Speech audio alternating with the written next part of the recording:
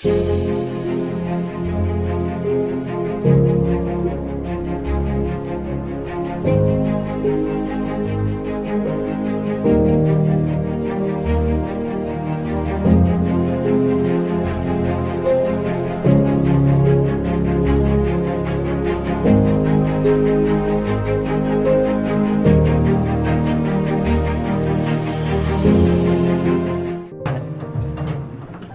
Hallelujah! Amen! Amen! Hallelujah! Yung Angel, di ba? Amen! Hallelujah! So, I was so, excited because yung topic nyo when I received it last week, its topic is Love Like Jesus. And share it, sister or brother? So, it's Love Like Jesus. Ito yung parang paborito kong subject.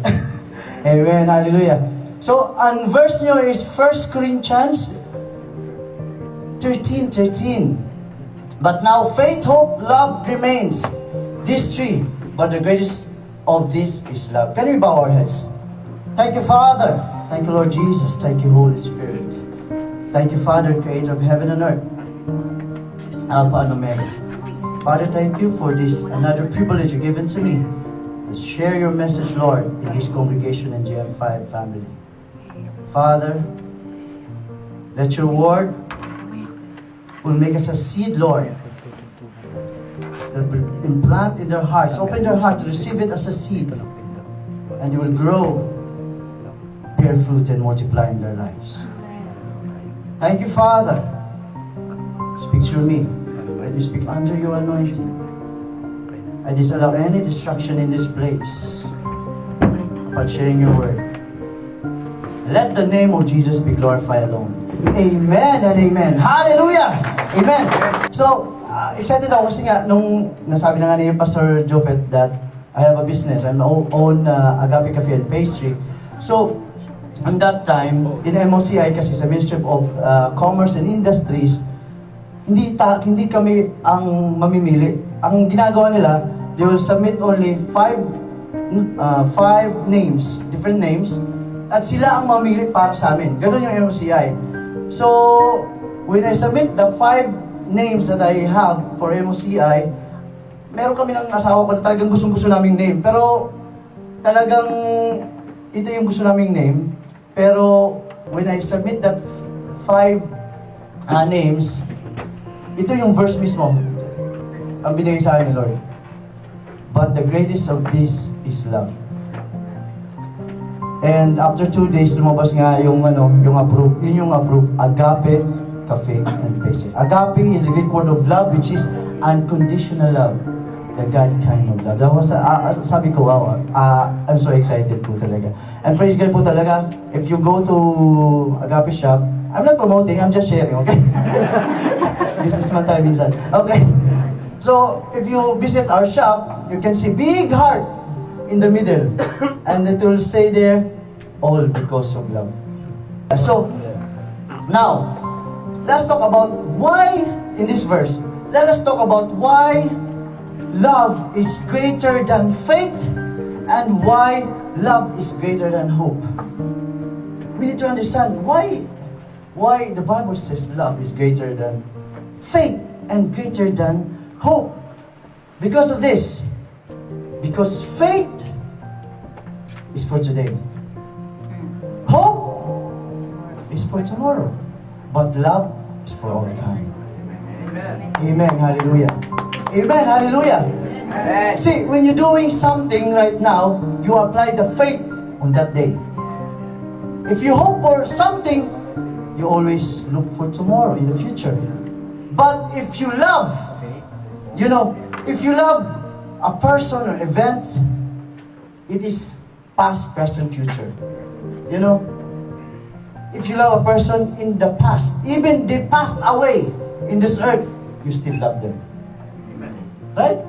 If you meet an event or people in the present, you love. And even, in the future, you can love. The unborn baby, not yet born, you already love the baby before it was born. And for the singles, mukhang maraming singles dito. Just thinking about your future husband, Just thinking about your future wife, love na love mo na sila. Just thinking, in the future, you already love them. Amen. Hallelujah. That is why love is the greatest of all. Amen. And you know, these things I'm sharing, statement I'm sharing now is part of my book, and God has given me already the grace, and starting now making books, and by the leading of the Holy Spirit, and by studying the Word of God. So I'm starting books, and I shared many chapters of my books already in our church, in GM4. Some chapters I shared to them in preaching in a congregation. So I believe, I know that God will, as soon as possible, the books that had been put in my heart will be released soon. Amen. For His glory and all. Amen. Hallelujah. So now, if we move deeper in the love, we can see that without love, whatever we do for the Lord, it is nothing. It has no value. I repeat it again. If we know love, whatever we do for the Lord, without love, has no value, and it is nothing. Amen. Hallelujah. Let us read, next sister. Let us read in 1 Corinthians 13, 1-3. I want you to read. Let us speak with the tongues of mankind and of angels, but do not have love. I have become unmerciful for if I have the gift of prophecy and all mysteries and all knowledge, and if I have all faith as to remove mountains, but do not have love, I am nothing. And if I give away all my possessions to charity, and if I surrender my body so that I may glory, but do not have love, it does no good. Amen. Hallelujah. Amen. Great faith without love is nothing.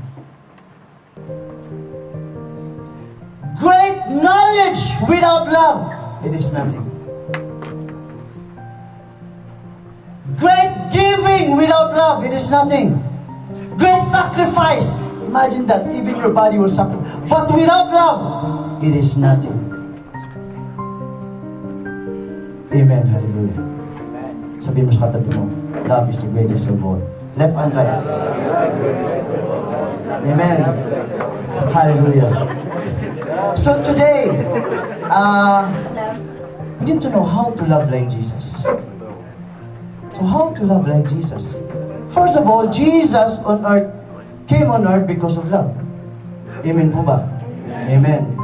That's why our favorite verse in John 3:16, next sister. You already know. For God so loved the world that He gave His only Son, that everyone who believes in Him will not perish but have eternal life. Amen. Just because of love. That's why He was sent and came in the likeness of men. That's why the Bible says the Word became flesh and dwelt among us. And take note, it said, God so loved the world. Not only one nationality, not Israelites only, but God so loved the world. Amen. Hallelujah. That's why He was sent for the whole world, for the all nationalities, and for the all tribes. Amen. Hallelujah. And while Jesus was here on earth, He summarized the 10 commandments and the 613 laws in two greatest commandments. Right? Yes. Amen. Next, can we read? 1, 2, 3, go. Teacher, which is the great commandment in the law. And He said to me, You shall love the Lord your God with all your heart, and with all your soul, and with all your mind. This is the great and foremost commandment. The second is like it. You shall love your neighbor as yourself. Upon these two commandments hang the whole law and the prophets. Amen. And Jesus lived a life following these greatest commandments. He demonstrated, He make example how to live His two greatest commandments in His life. Amen. Hallelujah. So, Today I will share to you the 4 vital keys how to love like Jesus. Amen. Hallelujah. 4 vital keys how to love like Jesus. So I make it more easy for you to remember. It is acronym LOVE. So 4 points. LOVE. Amen. So number 1. Number 1, living out the fruit. Living out the fruit. In Galatians 5:22-23, next sister. Can you read 1, 2, 3, go.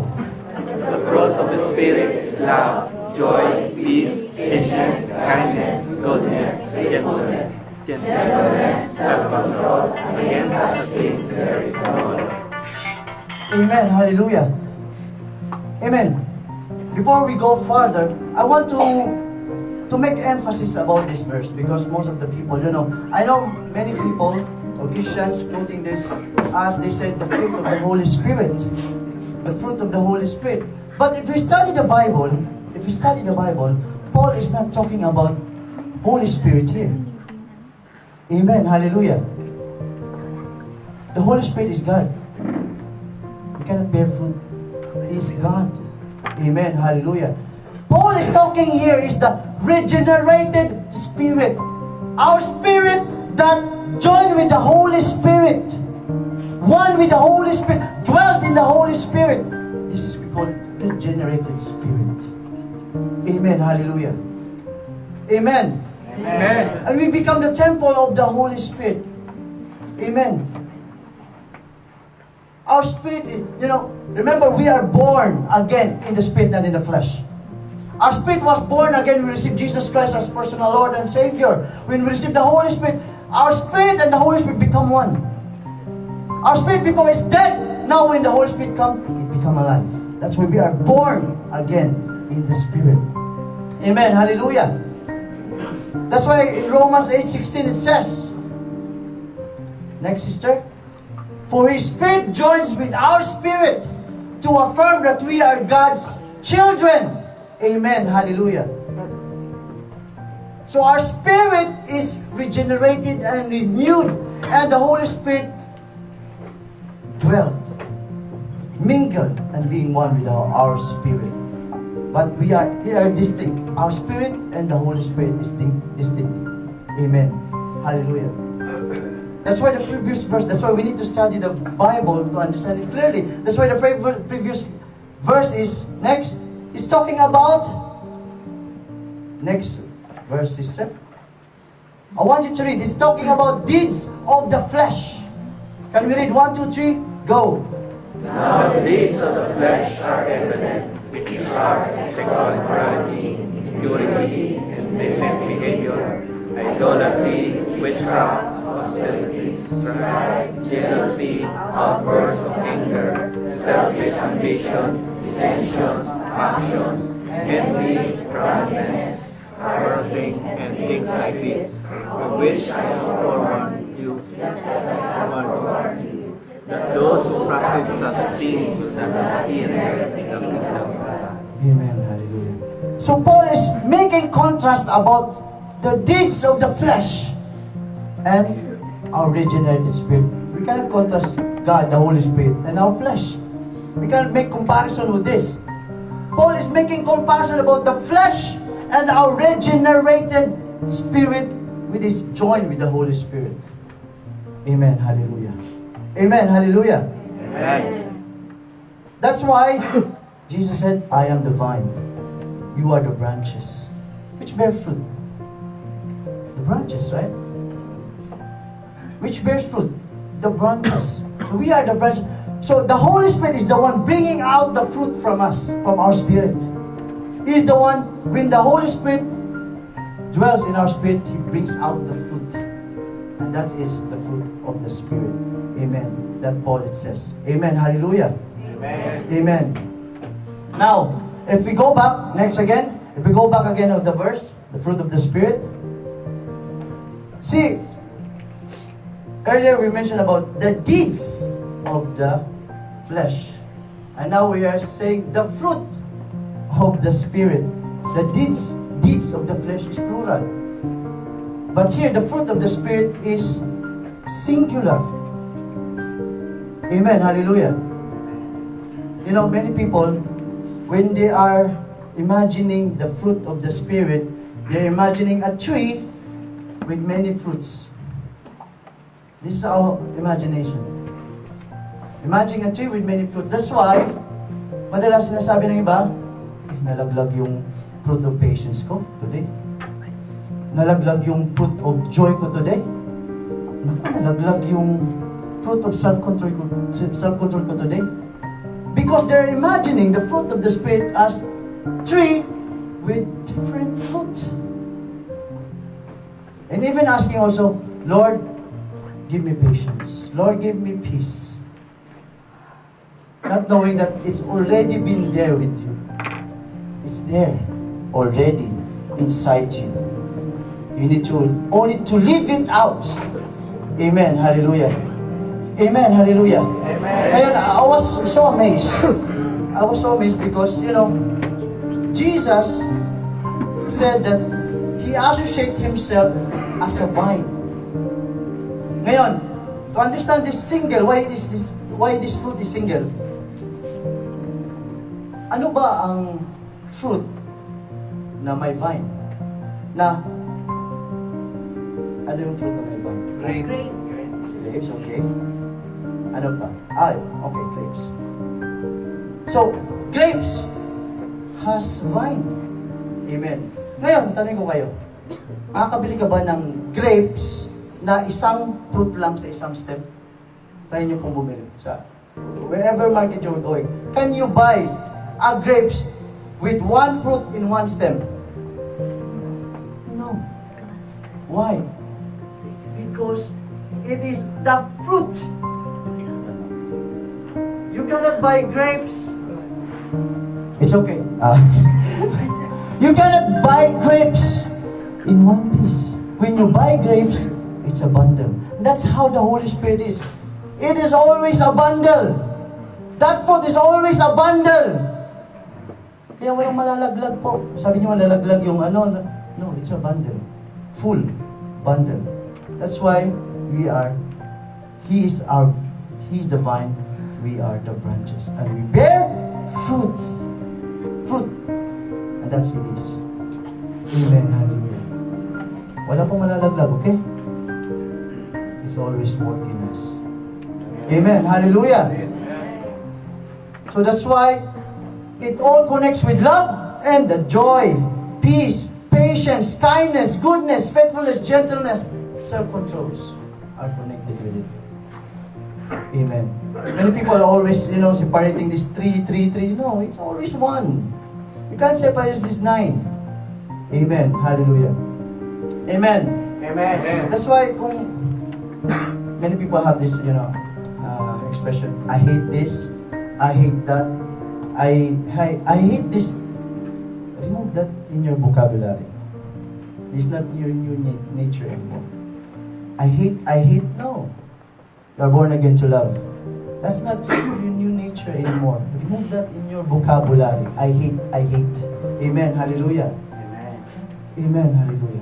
That's why the Bible says, next, this is how we can distinguish and see the people. Can we read 1, 2, 3, go. Every good tree bears good fruit, but the bad tree bears bad fruit. A good tree cannot bear bad fruit, nor can a bad tree bear good fruit. Every tree that does not bear good fruit is cast down and thrown into fire.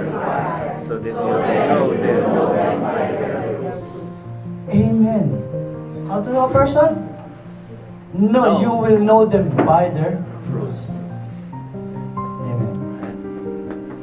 Hallelujah. So, sabihin niyo po sa katabi niyo, live out the fruit in you. Live out. Left and right, live out the fruit in you. Amen. Number 2, for all obedience to God. This is how Jesus loved. By obedience to God. Next, Luke 22:42. Say, Father, if you are willing, remove this cup from me. Yet, Not my will, but your will be done. Amen. Hallelujah. Hallelujah. Jesus loved the Father so much that even to the death, to the cross, He obeyed the Father to fulfill the will and the purpose of the Father God in heaven. Amen. Hallelujah. Our love to God will be demonstrated only by our obedience. You cannot say, love God, I love you, Lord, but we did not obey. Our love to God will always be demonstrated only by our obedience. Sometimes it's difficult to give because we think that it's an obligation. It's difficult because you thought and you think that it's obligation. It's not about out because you love God, that's why you're doing this. Amen. Your giving should be out of love. You love God, that's why you give. And sometimes we say we love God, but we are not sharing the gospel. And God commands us to share the gospel, to win souls. It is important to Him to win souls. But it's difficult for us to give time to share the gospel or to share the word to other people, especially to the lost souls. Amen. Hallelujah. It becomes obligation to us. If we do this because we love God, that's why we obey, it's easy and with full of joy. Amen. Hallelujah. That's why the Bible says in Matthew 21, 28 to 31. Let's read. I want you to read 1, 2, 3, go. What do you think? A man had 2 sons, and he came to the first and said, Son, go to work today in the vineyard. But he replied, I don't want to, yet afterwards he repented and went. And the man came to his second son and said the same thing, and he replied, I will serve, yet he didn't go. Which of the two did the good? He said, First Jesus said to them, Truly I say to you, the tax collectors and prostitutes will get into the kingdom of God before you. Amen. See, tax collectors and prostitutes here represents the sinners. And we are sinners before. We repent and we accept Jesus as our Lord and personal Savior. Here He compared about the Pharisee and the sinners. But us, we already repent and we belong and become the citizens of the kingdom of God in heaven. And now, after become the first, when we are entering already in the kingdom, we are already, as the Bible says in John 1:12, He gives us the rights to become a children of God. But now, when we enter already, we become the first, we repent, and we become the children of God. And now, when we are there already, we are here already, we become the second. That God always say, go, but we said, yes, but don't do.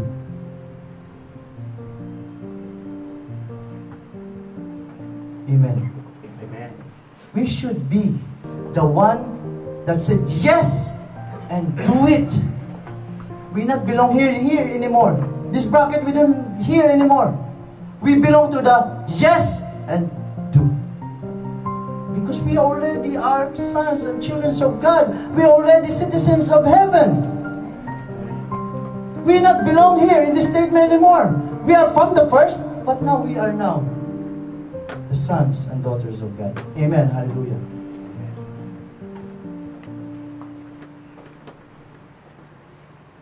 So that's why Jesus said again that the first great commandment. Next. I want you to read 1, 2, 3, go. Teacher, which is the great commandment in the law? And he said to him, You shall love the Lord God with all your heart, with all your soul, and with all your mind. This is the great and foremost commandment. Amen. With all your heart, with all your soul, with all your mind. This is how Jesus loved the Father. And He demonstrated in His time with all His heart, soul, and mind. Ask you today, if you're not serving God, then who is the one you're serving? If you're not serving God, who is the one you are serving? That's my question. You can only answer that. Amen. Hallelujah. Jesus loved the Father by His obedience. Amen. Hallelujah. Tell the person next to you, sabihin mo po, love God by your obedience. Amen. Hallelujah. Pangatlo na po tayo. Number 3. Value others. Okay, value others. This is how Jesus loved, okay? Next, the verse, sister. I want you to read. 1, 2, 3, go. Giving you a new commandment, love one another, just like I love you. Also love one another. This all people will know that you are my disciples, if you have love for one another. Amen. Don't say only I love you to your spouse. Don't say I love you only to your girlfriend and boyfriend. And after breakup, you will sing stupid love and mag-iatay. Don't say only I love you to your parents or your siblings. Say I love you to your brothers and sisters in Christ. Sabihin mo sa atin mo, I love you with the love of the Lord. I love you with the love of the Lord. I love you with the love of the Lord. Remember, love there is agape, okay? Agape. We're talking about love, agape, okay? It means unconditional.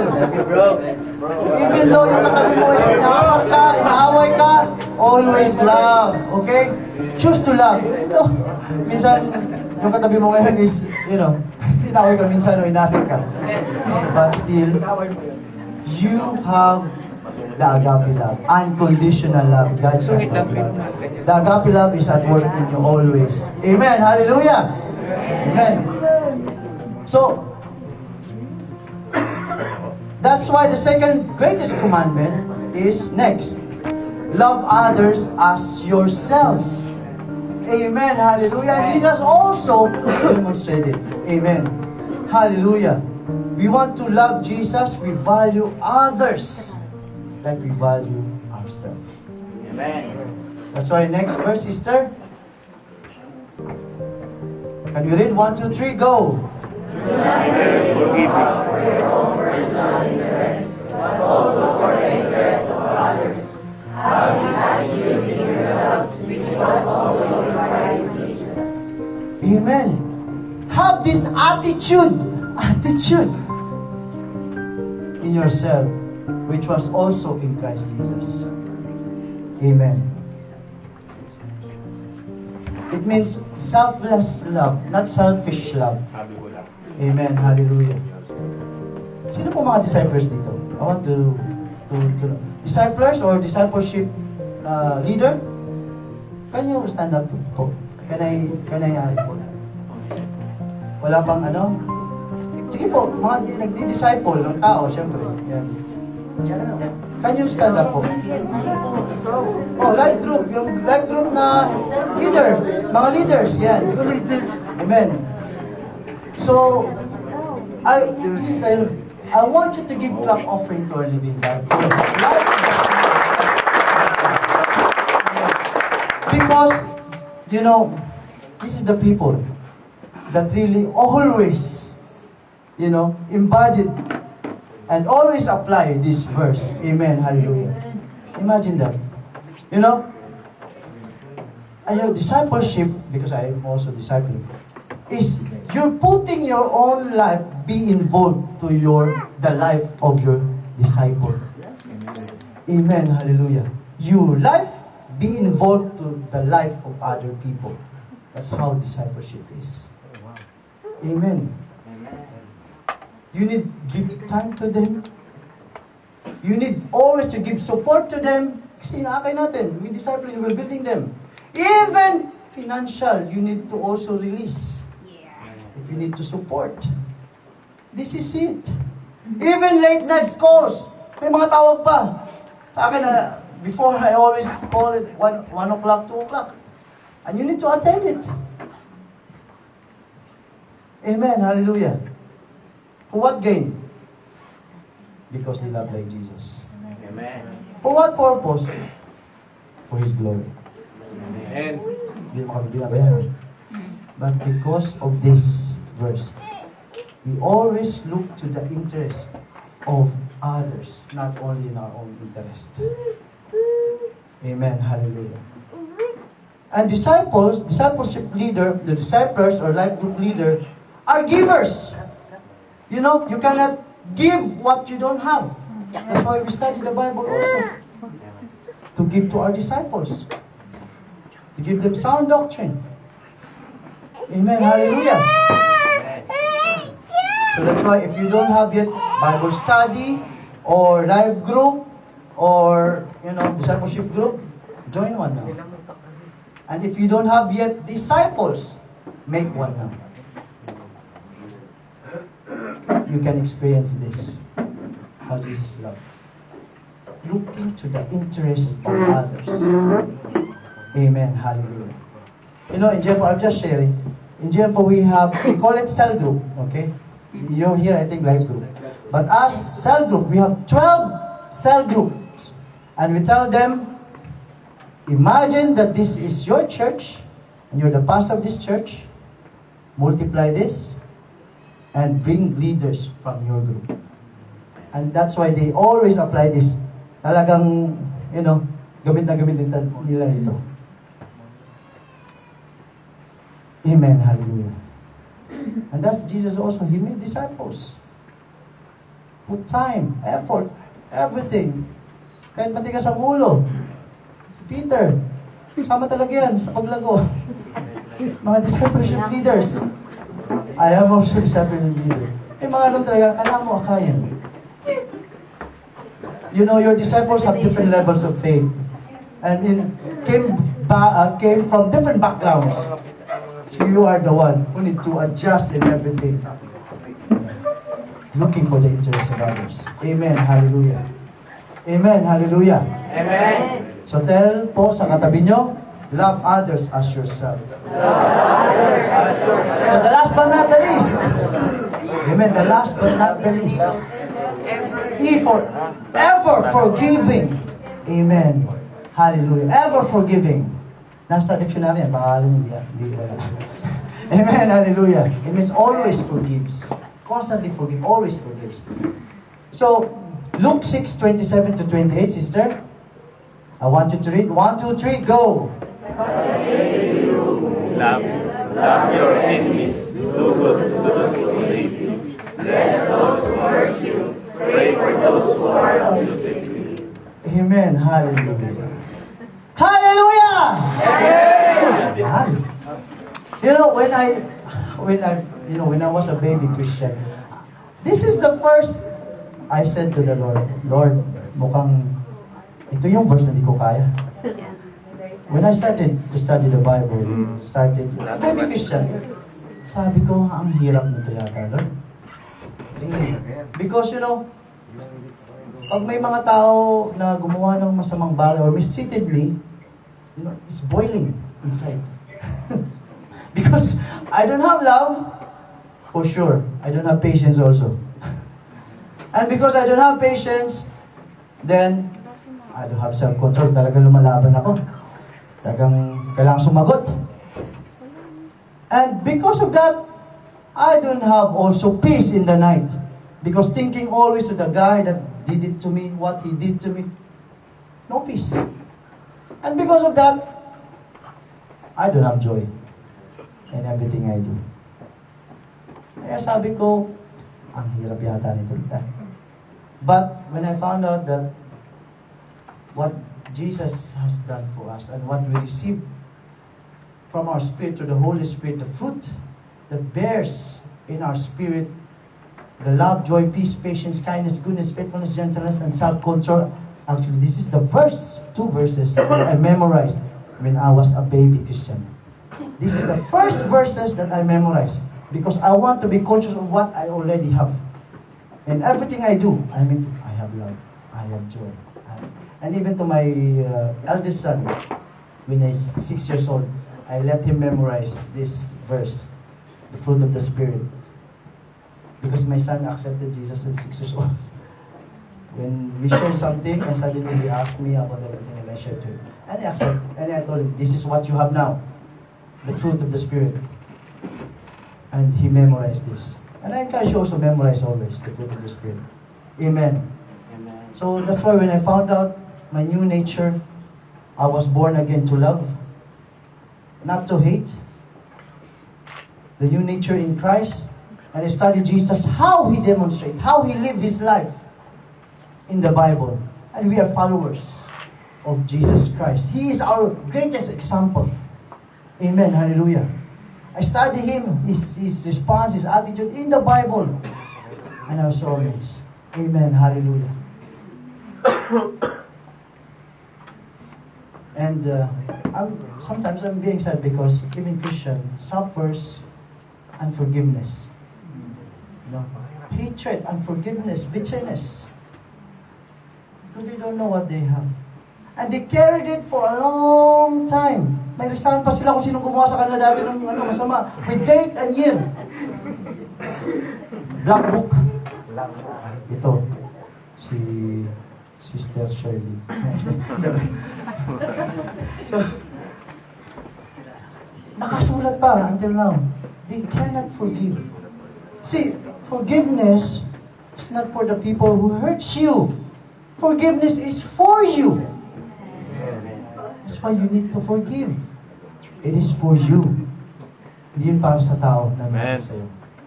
Amen. Hallelujah. And because this is our new nature, it's easy for us to forgive. And it's normal for us to love. I'll repeat it again. Because this is our new nature now. It's easy for us to forgive. And it's normal for us to love. This is our new normal in Christianity. This is our new normal. Amen. Hallelujah. Amen. And when you forgive, forget. Amen. Forgive. Tawa naman ako. See, many people will say, forgive, but don't forget what he done. Forgive, but don't forget. That's why kapag meron lang maliit na bagay, nagiging hysterical at historical. Historical, inangkat lahat ng mga ginawa dati. Kilala ko yan. Because it's not forgiveness.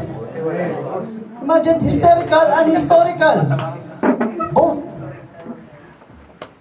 Amen. It's not forgiveness.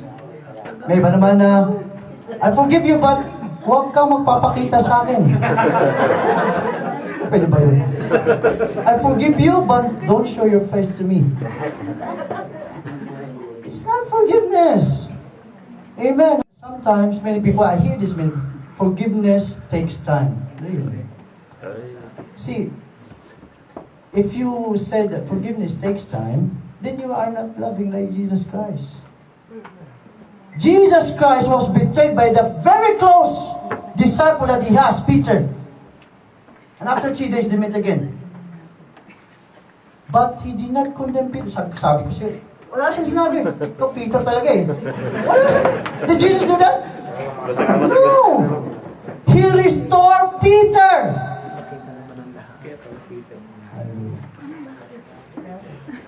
Even who was in the cross, by the people, caused by the people, he said, Father, forgive them. They don't know what they are doing. That's Jesus. Amen. Hallelujah. And when God forgive us, He always forget. And we are followers of God, right? Let us read in Hebrews 8:12.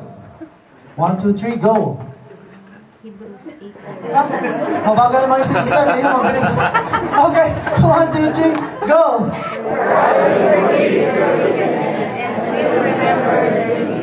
That is God! Come open to our living God.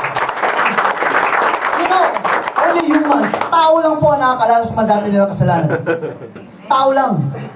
When God forgive you, He forgets. Amen. Kaya, Next time you ask God for forgiveness, the same thing that you already asked forgiveness before, you said, ano yun? You didn't remember that. Yun pala yun. Amen. Galing. God always forgets. Then don't tell me that forgive them, but don't forget. He's God. Amen. Hallelujah. Amen. Hallelujah. Praise God. You know, this is why I learned also, and this I'm sharing only. Before pandemic, GM4 Prayer Warriors, I'm the head of the prayer ministry in GM4. And we do hospital visitation ministry. We go to hospitals, sa Hamad, in Doha, in Wakra. So we minister many people who are sick. And many people really healed and experienced and see the miracle working of God.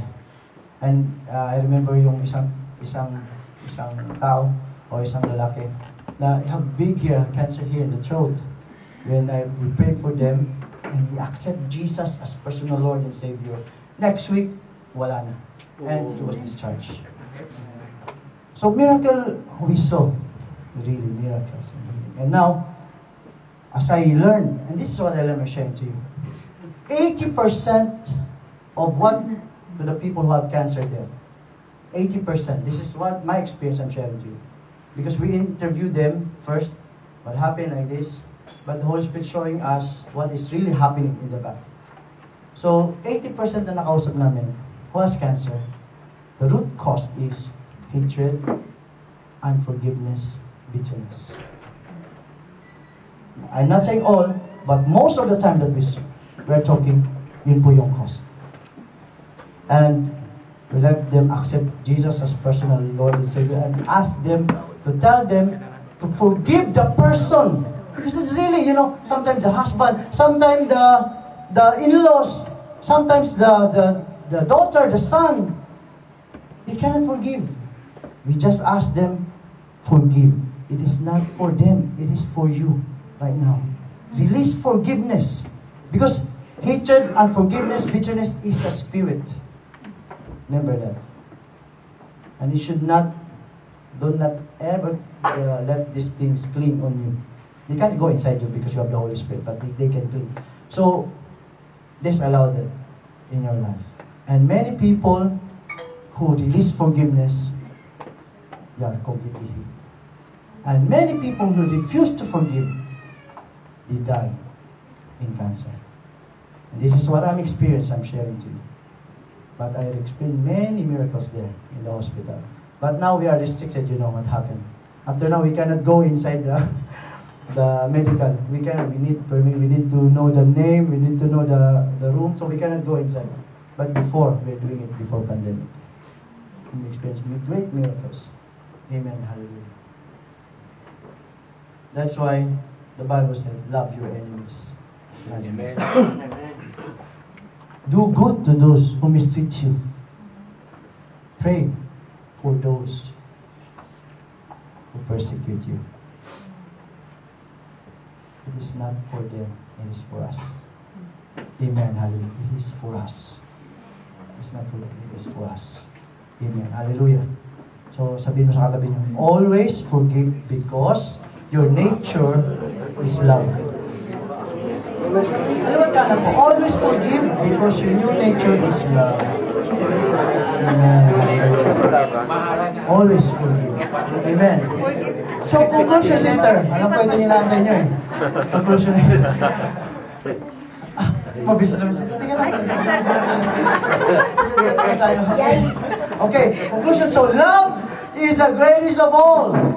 Whatever we do for the Lord without love, it is nothing, it has no value.